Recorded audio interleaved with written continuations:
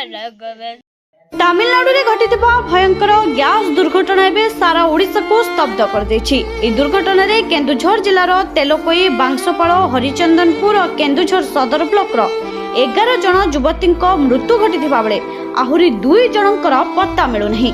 गोटे परे गोटे मृत्यु शोकर छाई खेली जायछि। मृतकंक मध्यरु केतेक नाबालिका थिबा अभियोग होईछि। एपरिके दीपांजलि जुआंगंकु बयस सामना को आसीछि। या परे श्रमिक नियुक्ति प्रक्रिया एवं ताहार निरीक्षण को नहीं बड़ प्रश्न उठिछि। स्थानीय लोकंक अभियोग अनुसार श्रीकांत जुआंग नामक जने दलाल भल रोजगार प्रलोभन देखाई शताधिक युवक युवती को तामिलनाडु नेथिले, किंतु एही घटना परे मध्य से केउठी अछंती ताहार कोनोसी सूचना प्रशासन पाखरे नहीं।